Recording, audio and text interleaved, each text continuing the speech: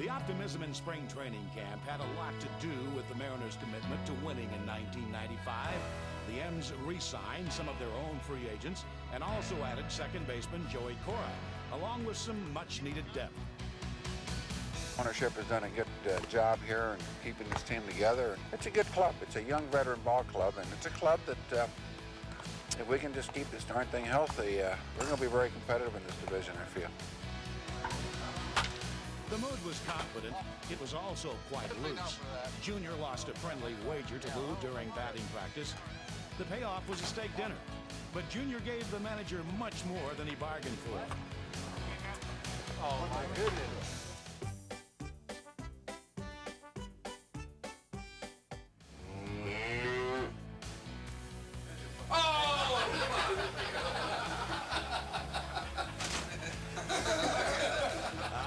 That's a lot of steak.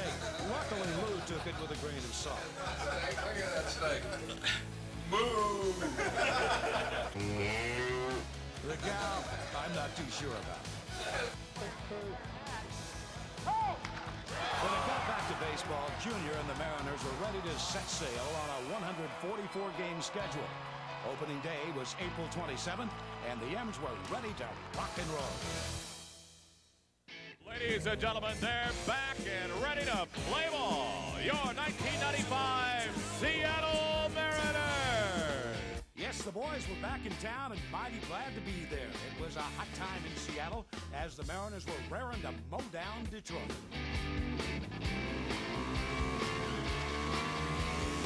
And flamethrower Randy Johnson fired away. And here's the pitch. Swing and a missed strike three. Struck him out to retire the side. The best pitcher in the majors did his thing, while the best player rocked the place. Belton! Deep to right field, upper deck high! Fly away! Off the facade on the upper deck. Ken Griffey Jr. Who else? Well, it must be showtime. It must be opening night. And that's what 35,000 fans paid to see. And then reliever Bobby Ayala hoped to ensure that they also would see a win. The crowd rose to their feet as the M's gunned for a shutout. Swung on, ground ball, slowly to Hopper. Fermin on the run, throws him out. And the Mariners, for the first time in 19 openers, throw a shutout. And the Mariners are off on the right foot. Yes, indeed. Seattle shot out of the gate like a rocket and gave the league an early season shakeup. A big reason for that fast start was the red-hot hitting of Tino and Edgar. We a lot alike in what we do, and it's funny that we have the same last name because I feel like we are alike in our work habits. Even for practice, we make sure that we are ready, and that is something that is so strange. Every time I do things the way I do, it kind of blows me away. I credit my success to Edgar. Edgar has been on base for me all season long with his doubles. Swung on, line drive, base hit, left field. Edgar Martinez comes through. And then Jay swinging the bat well behind me. They couldn't pitch around me, so I definitely got a lot of good pitches to hit. Fastball belted and make it 8-5. Tino sends that one into the upper tank. Last couple of years, I got off to slow starts in April and May, and my average just never showed. I got hot in the second half. But this year, I knew that if I could just get off to a good start, that I could put up some big numbers and do what I was capable of doing, and knowing what I'm capable of doing. I knew what I could do on the inside. It just wasn't coming out early in the season. And once I got off to a good start this year, I knew that I was going to put up some big numbers. Tino came to spring training in good shape. He came in about 10 pounds lighter than he normally does. And because of it, I think he was able to get off to a good start. In his first 15 games, Tino batted .370, showing remarkable consistency. It would be a breakthrough year for the Mariners' first baseman. Nearly a month into the season, both players had virtually identical red-hot numbers. Edgar went on to win his second batting title, hitting .356. I think that the high average, you know, you have to maintain the consistency. And, I'm not going to say that I'm going to be able to do this kind of year all the time, but you have to get hot at the first month of the season and maintain that consistency all year. It's nice to get the recognition, and it's nice to see people and hear people talking about you. It's nice compliments, but I get more satisfaction out of doing my job on the field, and that's what I'm trying to focus on, just be satisfied with what I do. Stretch on the pitch to Martinez. Runner goes, swing and a drive deep to right field. Way back, going. Goodbye, baseball. Edgar belted 29 home runs and knocked in 113. Muchísimo caliente is the only way to describe the big-time production from both players. It's very satisfying, not just proving to everybody that I can play, but knowing what I can do and going out and doing it. Finally feeling like I know what I'm capable of doing, but I've never done it. And this year, by doing it, it just gave me a lot of confidence and a lot of satisfaction from all the hard work I put in. Tino and Edgar spearheaded the M's to an early season 3-game sweep in Texas that tied the club's best start ever at 6-1. The Mariners remained in first place for much of the first month of the season as they looked to be living up to their potential. After knocking off California, the front-running Mariners sent the message that they were clearly a force to be reckoned with. But while all was well with Tino and Edgar, soon came a fateful moment and one frightening day in Mariner history. Swing, and it's a fly ball, right center field and deep. On the run, Diaz and Griffey. Griffey up against the wall, jumps up, and he makes the catch and crashes into the fence. Griffey just stayed on the warning track, and he hurt himself. Griffey dove into that fence. Alex Diaz showed everybody that he made the grab, but Griffey really hurt his left hand or his left wrist. An incredible catch by Ken Griffey Jr. I didn't think there was any way in the world anybody could get to that ball. Let's just hope that Junior has not hurt that left wrist badly. I don't like the look on his face. Junior had fractured both bones in his wrist, an injury that left him sidelined for 2.5 months. It was a frustrating setback, but fiery skipper Lou Piniella inspired his players to take heart. Well, it was a devastating blow. Anytime you lose a player of that magnitude, you're not going to replace him. But at the same time, a lot of other people stepped up. Junior's not here, we've got to do more. And more they did. When Junior went down, there was 2 things that could have happened, and I think a lot of people knew that. One, this team could probably fold and lose a lot of games until Junior did come back. Or 2, players could believe in themselves and we would have to try and get by with what we had. Alex Diaz stepped in and played center field the majority of the time, did an outstanding job. Defensively made some Junior-like catches. So without a doubt, the season for the Mariners started when Junior got hurt. Everybody else picked it up, and I really think that the team became much closer by picking one another up after the absence of Junior. Nobody got too big of an ego and tried to do too much. Everybody just did their little part, and certain guys were hot and they stayed hot, and everybody else was just feeding off that. Playing a line drive base hit into left field for Mike Blowers. Here comes Alex Diaz on to score. Outstanding at bat from Mike Blowers. As players stepped up, the M's remained very competitive. For the next month, they hung on and stayed within 5 games of first, using 24 different starting lineups in 27 games.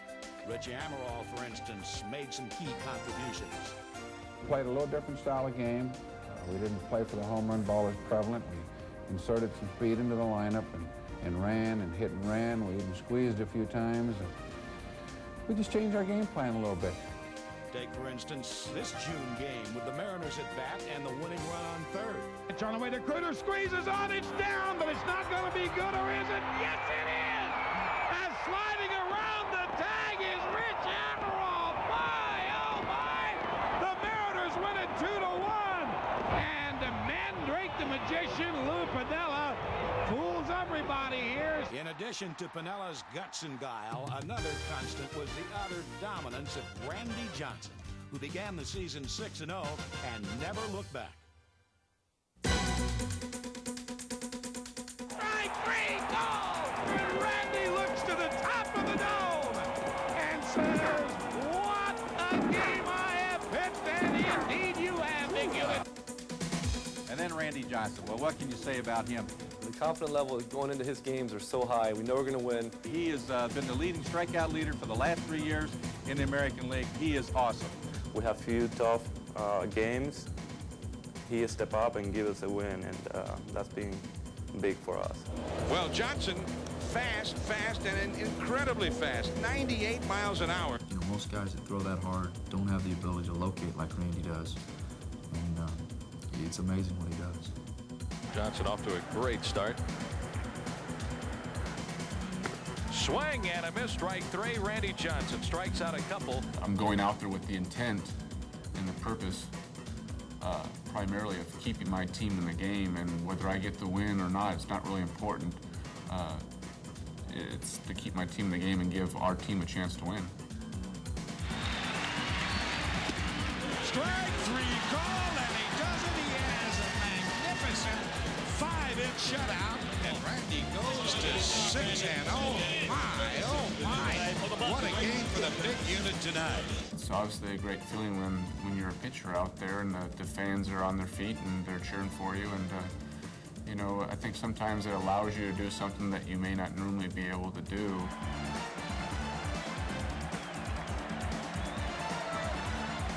Randy into his wind in the 0-2 pitch, and it's strike 3. No!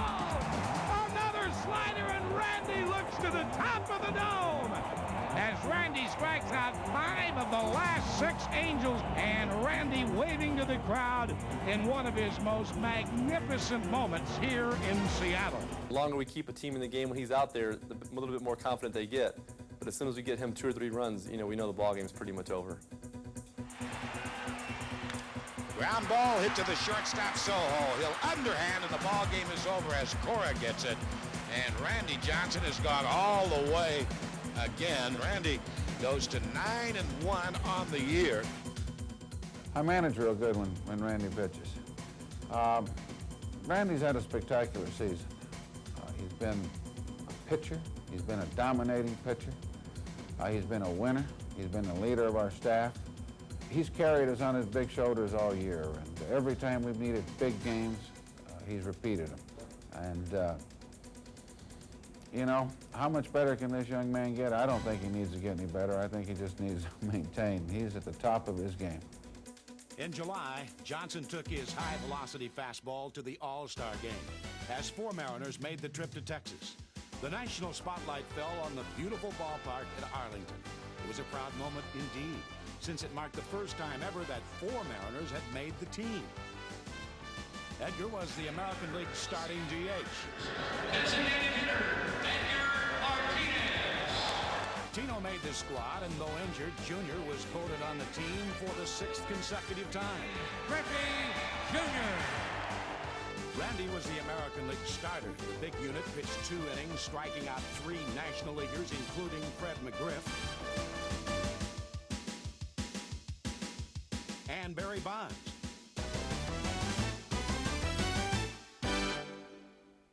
After the All-Star game, some 4-star glove work set the tone for a strong second half.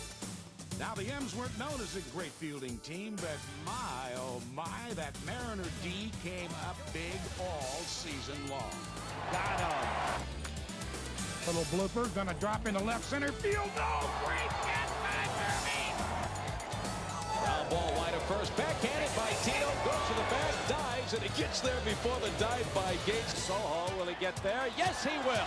Here's a swing and a fly ball, right field, sinking fast. Bragg comes in, dives, and he makes the catch. An amazing catch! Vermeen to his left, dives, knocks it down, backhands to Soho for 1. Relay to first in time, double play! Alex Diaz!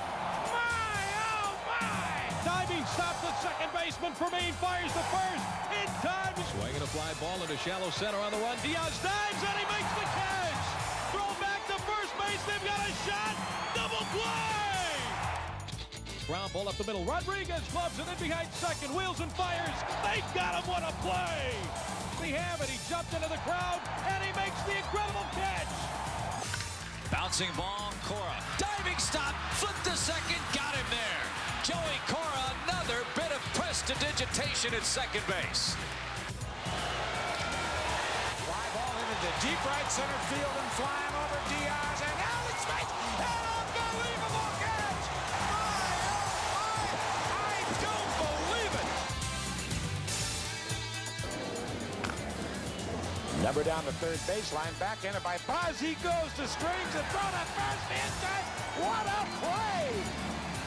I don't know if I've ever seen a 1-5-3 put out, Ronnie. I haven't either. Whoa! After the All-Star break, the M's hung tough for a while, but it wasn't long before a losing streak took its toll. Lou had nowhere to turn as the frustration set in.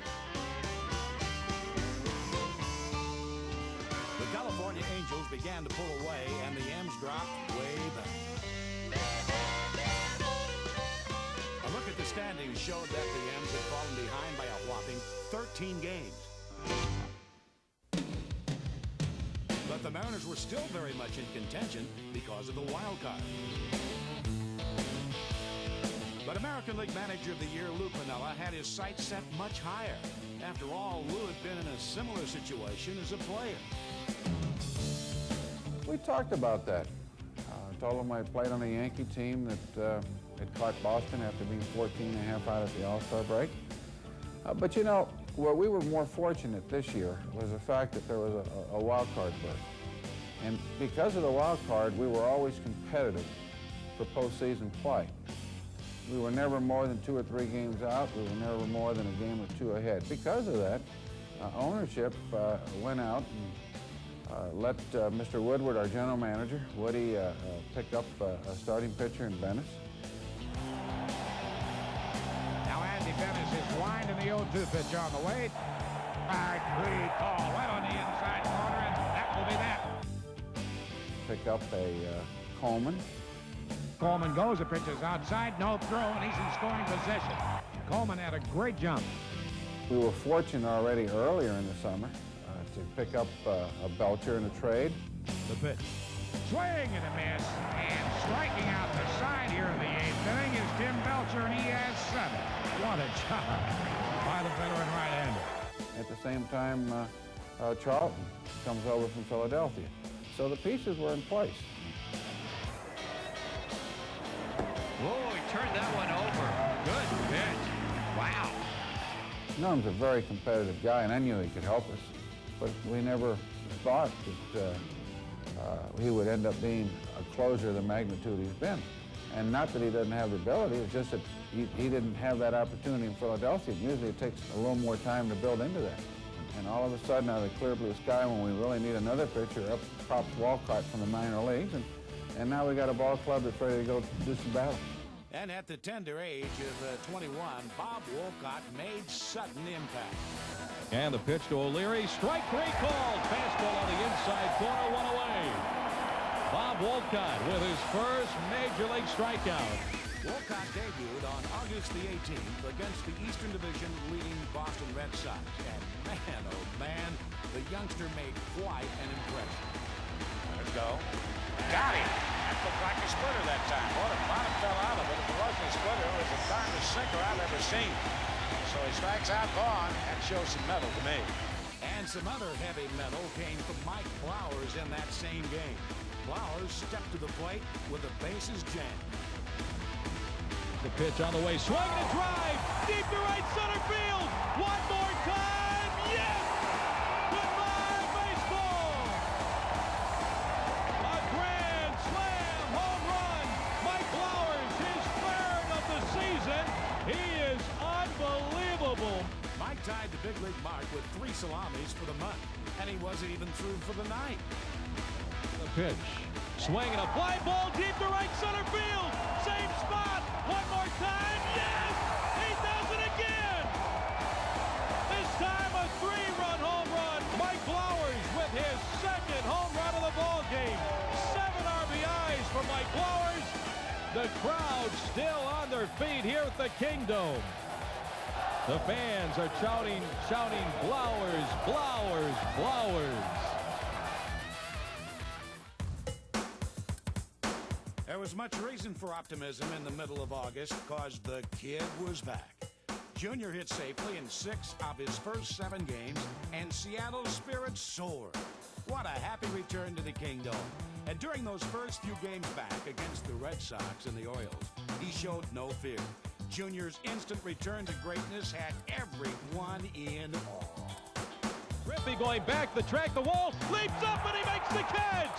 Holy smoke, the kid is back. Junior is over. He runs it down. Ken Griffey Jr. just flat out outraced the baseball. Junior going over, reaches down, sideline, hits and makes an amazing catch. So that's 4 great catches for Junior in the last 2 games. The line in the pitch. Swung on and belted right down the right field line, and that will hit the foul ball fly away.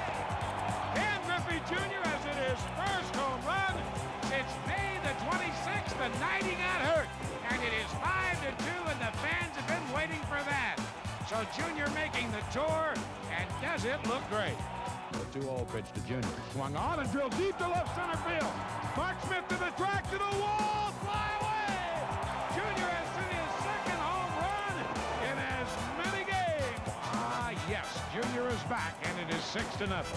There's no doubt Junior is the type of player, if there's anybody that can carry somebody, Junior's the type of guy that can. I mean, when Junior gets hot, he's unbelievably hot. I mean, I think that showed in the Yankee series. Pitch swung on and Nelson, deep to right field. The Mariners have done it. Fly away. Junior with a 2-run home run. The Mariners win it 9-7. It was a miracle 2-out 9th-inning homer that beat the Yankees in their series opener. The Mariners really took it to New York in a tough 4-game set. In Game 2 of the series, Edgar drove in 4 runs with 2 dingers. And see you later. A 3-run homer. Edgar Martinez with his second home run of the game. And it is 7-2 Mariners. The stretch and the 2-2 pitch. Swing and a miss, strike 3 on the splitter, and it's over. The Mariners win it tonight. A final score of 7-4 over the Yankees to hand the Yankees their 7th consecutive loss. Randy Johnson held New York at bay in the 3rd game of the series with a little help from Junior. It was an important win since New York was battling the M's for the wild card. The 1-1 pitch on the way to Davis. Swung on, fly ball hit into left center field. Junior is there. Randy has got the shutout. And the Mariners won the first 3 games of this series. The 4-game series against the Yankees.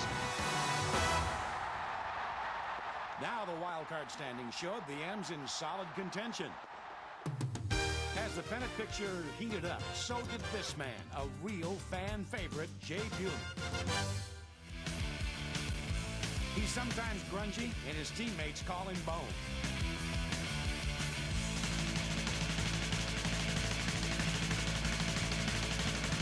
In '95, Bone came into his own. I think you mature as a ball player, you get to know your swing a little bit more, and I just had that feeling this year, a little bit longer this year. I just started to figure out certain things, and when I got my pitches in a certain zone, I wasn't missing them. You gotta love Buhner's bat, and you also gotta love his style. There were free haircuts for all, including Jay's son Chase on the 2nd annual Buhner Buzz Cut Night. His throng of fans out there in right field on their feet, giving Jay a standing ovation. Those who are bald, those who are now bald after being shaved. Everybody loved watching Jay play because Buhner delivered a lot of nasty cuts with the bat during September. Jay Buhner, a bomb way out of here. The red-hot Buhner was convinced that the M's were the best club in the American League West. I think a lot of people were counting us out for winning our division. I took offense to that, very much so. I mean, that PO'd me a lot. A lot of people already counting us out and saying, okay, let's win the wild card. People were starting to be a little pessimistic and didn't think that we had a chance. I mean, it's never over till it's over. And especially the way California was starting to slide and the way we were playing, we were on a roll. Well, anything was possible. And I just didn't want people to get complacent and start thinking about the wild card and not really thinking about what we were trying to do and what we were trying to accomplish, and that's win. It's all about winning. It's not about, finishing second, being second best. Buhner to try and get it off in a couple of hops. Brady Anderson on his way for 2. The throw to second base, and he is getting beat.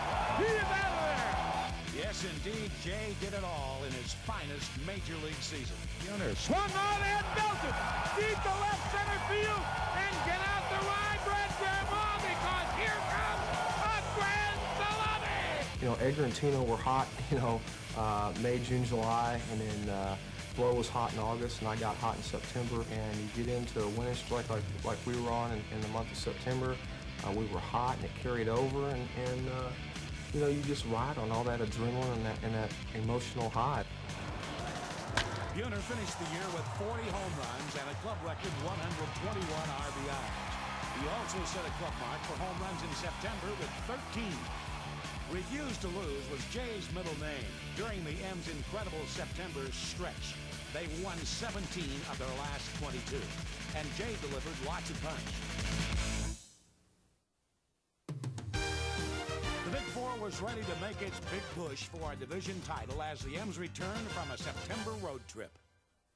We came back from the East Coast trip 5-5, and I told the ball club basically, look, we've got 14 of our next 17 games at home. If we're going to do something, now's the time to really put it together. And these kids, boy, did they respond, and did they play good baseball and exciting baseball. It turned on the city of Seattle.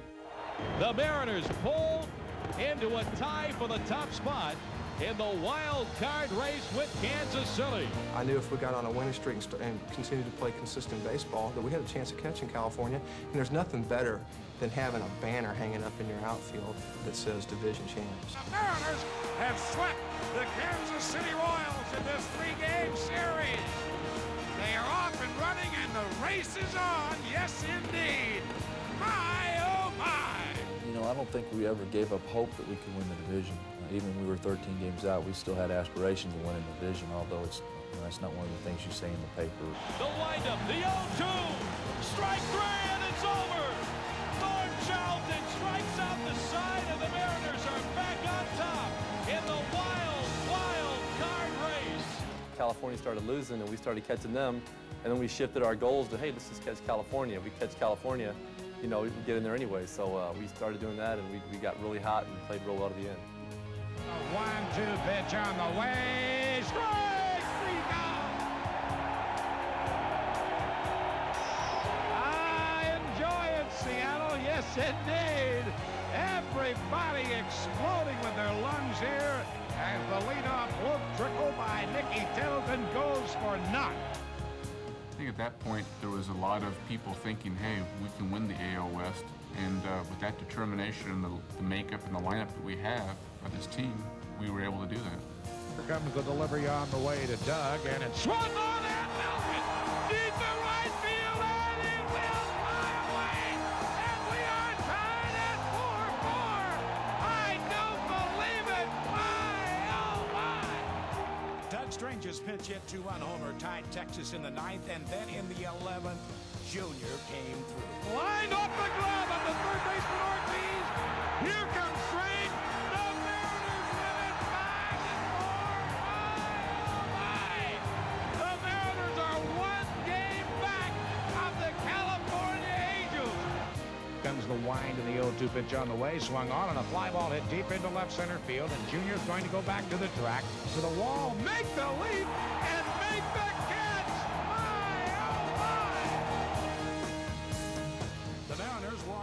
Sweeping the Rangers. Swing and a miss, and the sweep is complete. And the Mariners are flying very high, my friends. They have won 7 of their last 8, 10 of their last 12, and they have caught the California Angels dead even in the American League West chase. The excitement was building to a fever pitch. Now with only 9 games remaining in the regular season, playing at home became such a big inspiration for the ball club. Seattle was rocking like never before. The most important aspect of playing at home is the 10th fan, or the 10th man, and that's the fans. The more they're into the ball game, the more they come out at numbers, the better the team plays. Yeah, it's exciting. You play exciting baseball, and this has been a lot of fun. I think the fans are really digging it as much as we are. A lot of fun around here. It's getting exciting, and we're just really pleased with the way the fans have come out and supported, especially over the last 2 or 3 weeks. It's been outstanding. You know, when you gain that kind of electricity once you walk into the stadium, it motivates the player. And the other teams are getting a little intimidated, and you can see it because the crowd is so loud. 51,000 plus going crazy. What a magical night here in the Kingdom.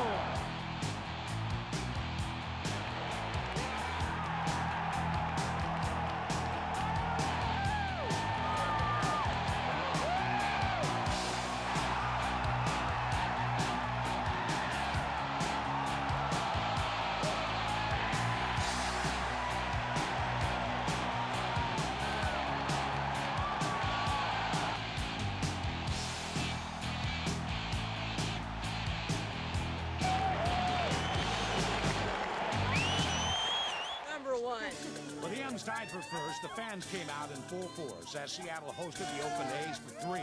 The Mariners had trailed 6-0 in the series opener, but destiny beckoned in the fourth with the bases full for Vince Coleman. Coleman hits a fly ball deep to right field, and that's going to fly away! A grand slam home run for Vince Coleman! My, oh my! We are even at 6! It was Coleman's first career grand slam and what amounted to the biggest Mariner comeback of the year.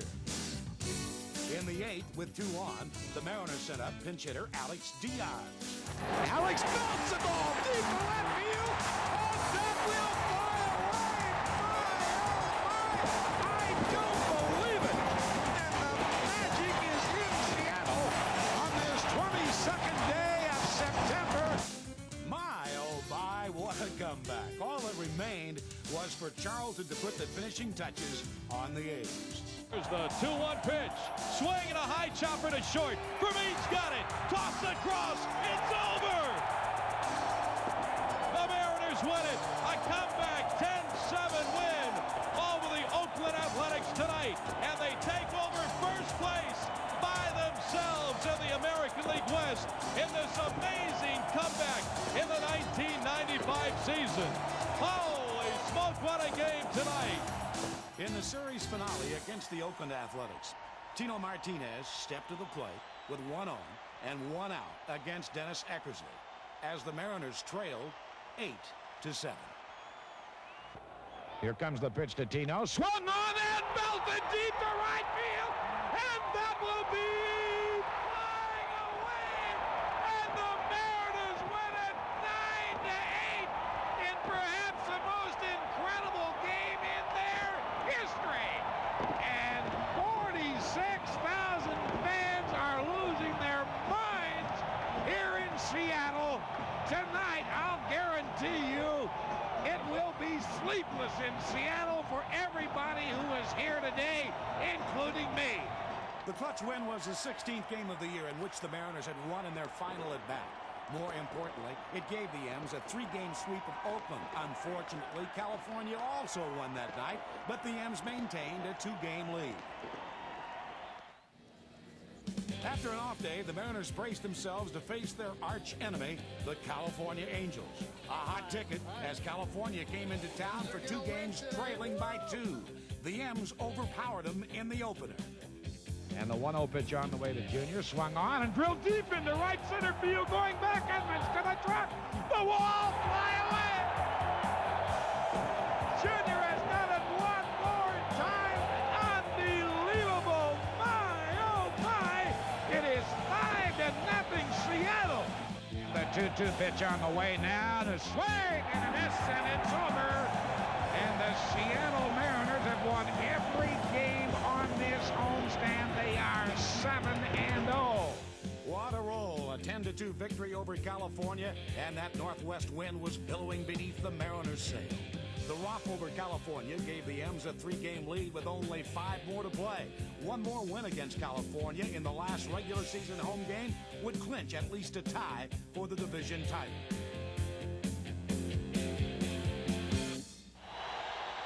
But it just wasn't to be. And the ball game is over.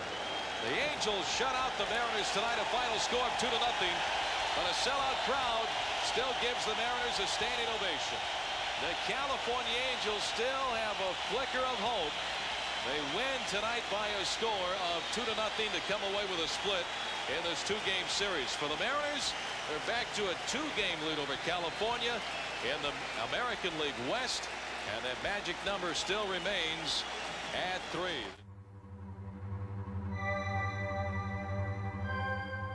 was on to Texas for the final 4 games of the regular season. Each glance at the scoreboard showed the Angels leading Oakland. There was a lot of pressure on the Mariners and a lot of nail-biting. But the boys came through with a big win to reduce their magic number to 2. The key blow in the opener came with the bases loaded. There's a pitch on the way to Ken Griffey Jr., and it's swung on and belted deep to right field. Get out the right, Brett Grandma. It is grand salami time. I don't believe it. My, oh my, what a shot by Jr., and he has never hit a bigger one. The next day, Lou's crew came up with their 43rd come-from-behind victory of the year, defeating Texas 4-3. California also won, but the good news was the Mariners' victory reduced their magic number to 1.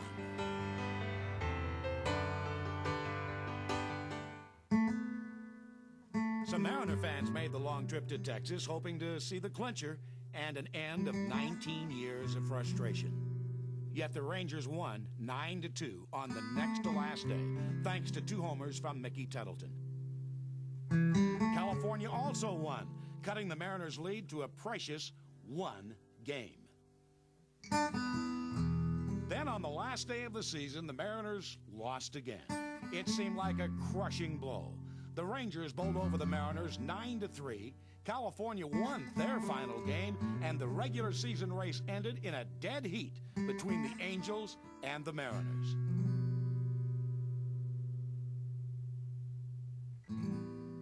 The entire season would all boil down to 1 pressure-packed game at the Kingdome. My, oh my.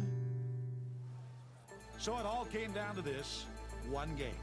The fans flocked out to the Kingdome as 50,000 tickets were sold within a matter of hours.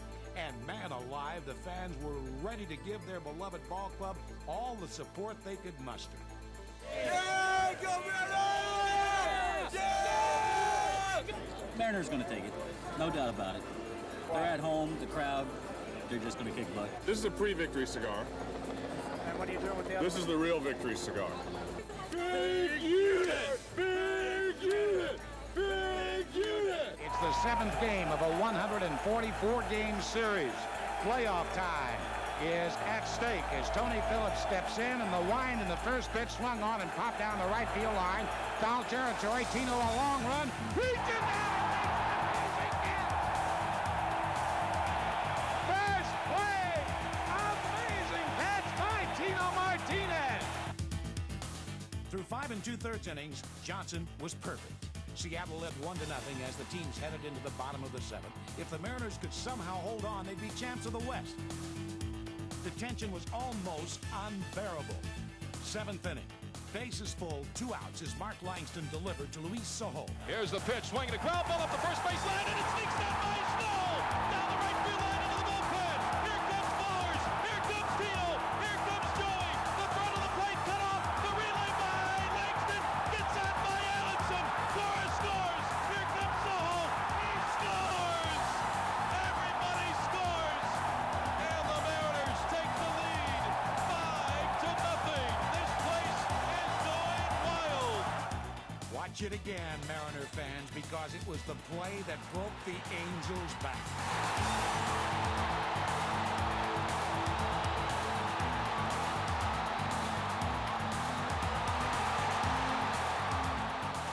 Former Mariner Mark Langston, the man who was traded for Randy Johnson, came up on the short end of the stick. The Kingdome went wild. And then it came down to the final out. Now the left-hander ready. Branding iron hot. The 1-2 pitch. K inserted. It's over right over the heart of the plate. Randy looks to the skies. That is covered by the dome and bedlam as the Mariners now erupt. Everybody charging Randy Johnson out there, and the fans coming out on the field. 19 long years of frustration is over. But my friends, this is just indescribable. You think the Mariners have won the World Series? They haven't, but maybe they will. At least they are on the path.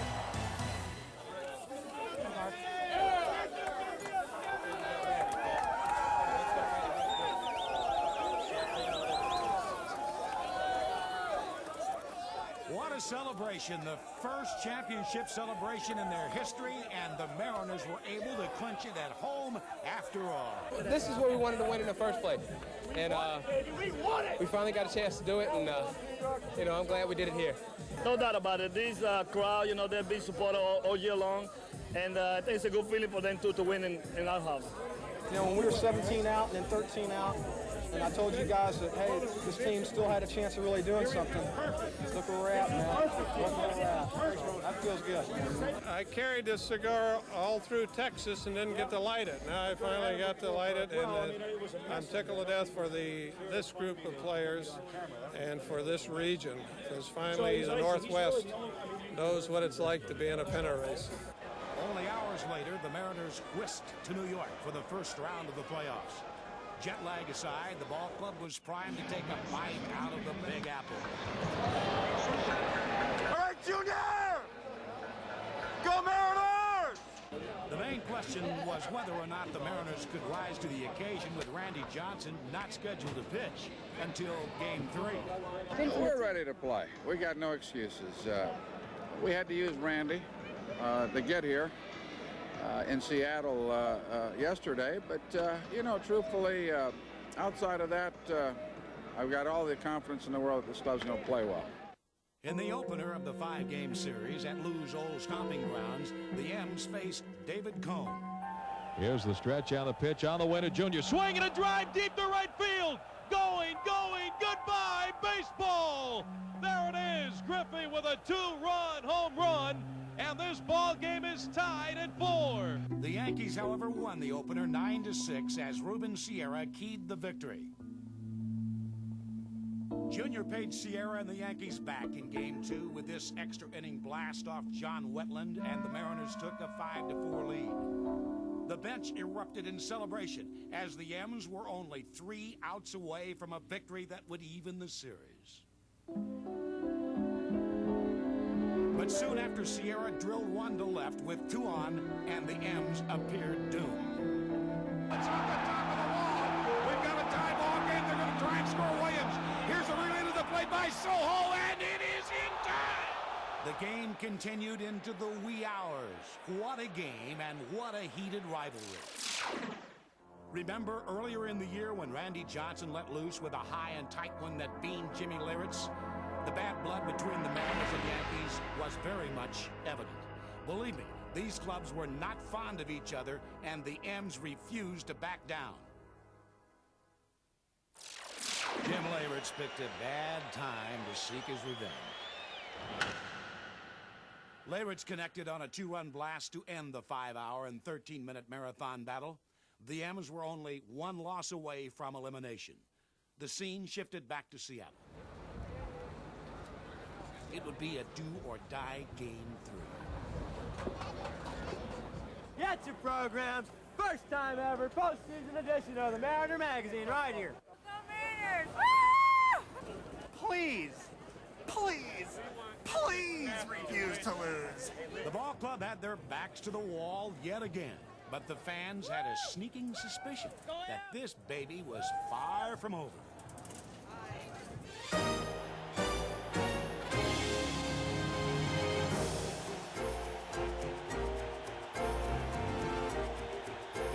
Situation with the bases full in the 4th, the big unit reared back and fired to Don Mattingly and struck him out.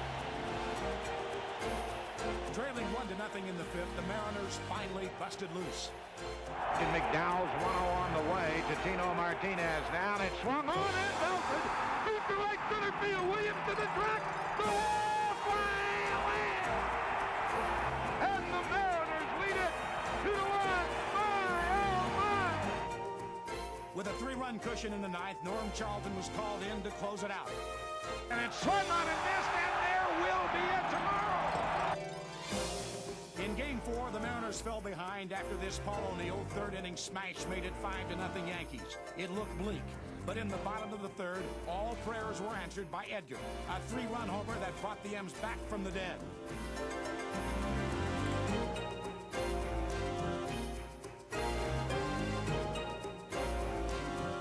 Score tied at 6, Joey Cora put down a bunt to move the runner over.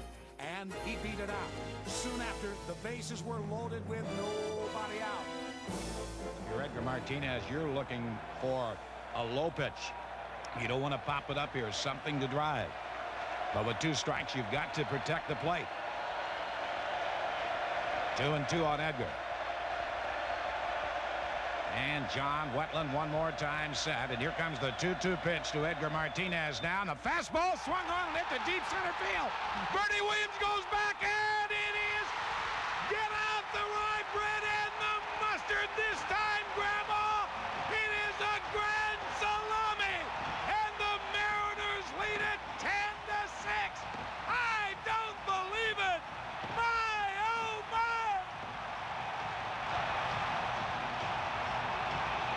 The Mariners have not only come from a 5-run deficit, they have taken a 4-run lead on Edgar Martinez's 3rd career Grand Slam home run. I still don't believe it, but the M's pulled it out.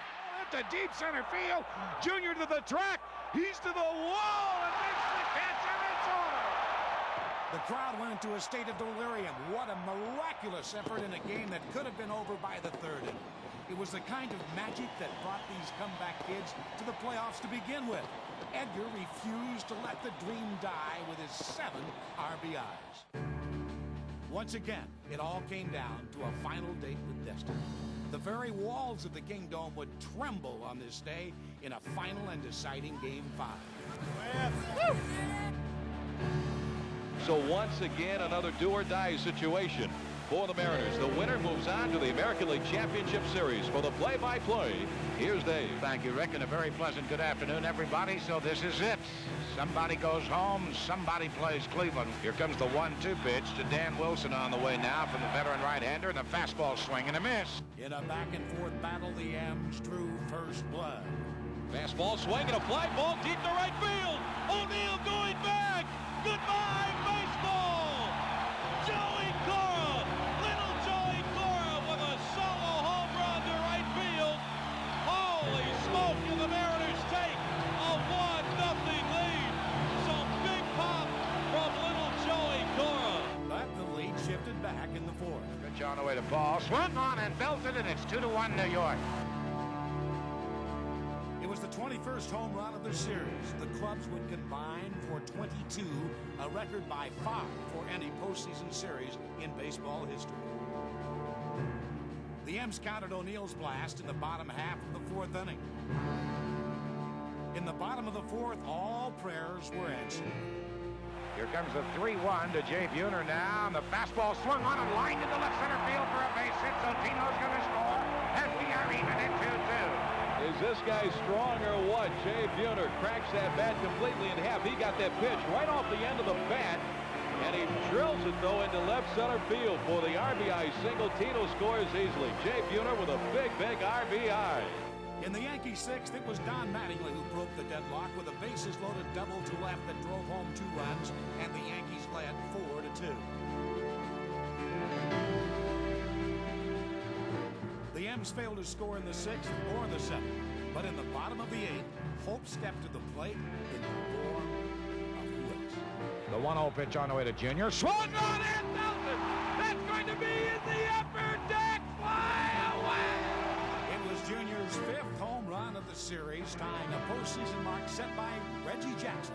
More importantly, the homer pulled the M's to within 1 run to make it 4-3. Then with 2 outs in the 8th, the M's loaded the bases for pinch hitter Doug Strange. This is the action pitch. It all happens here. The stretch. The Mariner runners go. The 3-2 pitch to Strange in the dirt, and we are tied. He walks Doug Strange. My, oh my. The M's had knotted it at 4. With the divisional flag hanging in the balance in the 9th, Lou Piniella decided to bring in his ace, Randy Johnson, for his first relief appearance of the year. The Yankees countered with Jack McDowell.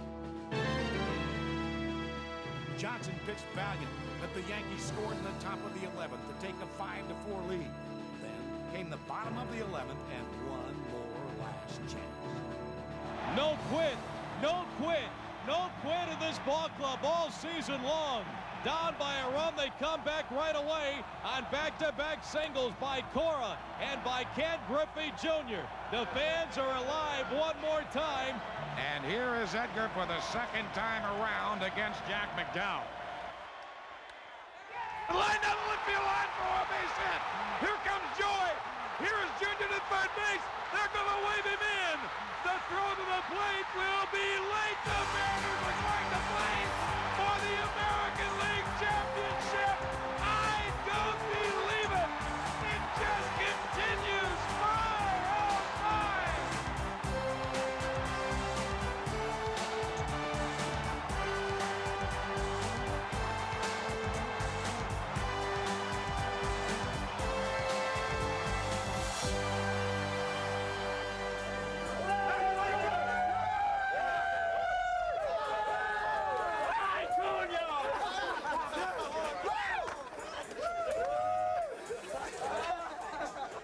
The club that had hung tough all season long came through in one of the most exciting postseason games ever. It was truly baseball at its very best. It's the greatest game in the world. It's played in the field. And in this series, and then the one we were in before, you saw baseball at its best. That's what it's really all about. Well, the M's had done it. Seattle was all abuzz as the entire area focused on the Miracle Mariners. Next, it was on to face Cleveland. The setting must have felt surreal in the opener for a kid who only a few years prior was pitching in high school. Now in only his 7th big league start, young Bob Wolcott barely survived the first inning, striking out Albert Bell with the bases loaded and nobody out. Then after getting Eddie Murray to foul out, Wolcott faced Indian slugger Jim Thome. One hopper, great stop by Cora. From his knees, throws him out. My, oh my, a miracle in the first. Blowers connected in the second. Swung on and belted deep to center field. Loft into the track. The wall, fly away.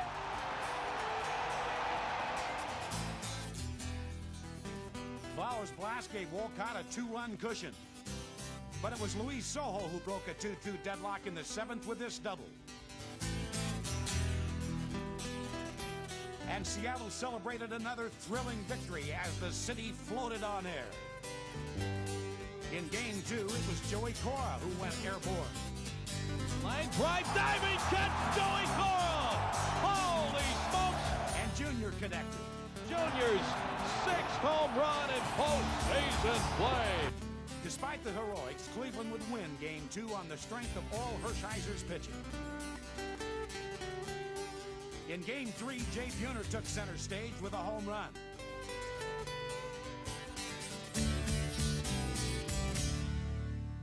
In the 8th, this misplay led to the Indians tying the ball game. But in the 11th, oh my, sweet redemption. And there goes the wind out of the balloon here in Cleveland. Yet the Indians won the next 2, and in Game 6 with the M's facing elimination, not even the big guy, the big unit, could change the course of events. As he left the game trailing in the 7th, the fans paid him a loving tribute. Trailing 4-0 in the bottom of the 9th, the faces told the story. The Mariners fell a miracle short, and the dream season of 1995 came to an end. Jay Buhner's ground ball just made it official.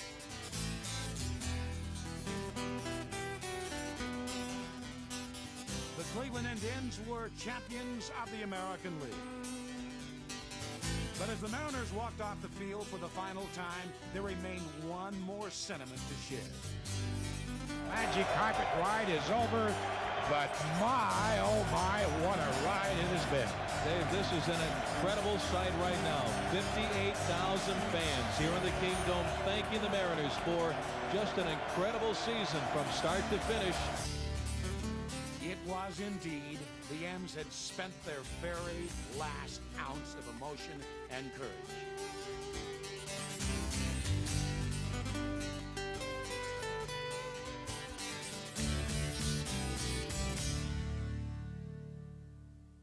The outcry of support continued from every corner of the Kingdome as fans paid tribute to their M's. They stuck in there 100%. I didn't see anybody leave. I mean, even the last out, they just, it's okay, we're here for you guys. And you guys made it all possible. And you got to take our hats off to them. I mean, they made a difference in this town, this ball club. There wasn't a dry eye in the place as the ovation went on and on for some 15 minutes. It was a special thanks for a ball club that had overcome so much to come so far. The players came back onto the field to acknowledge their 10th man. I've never seen anything like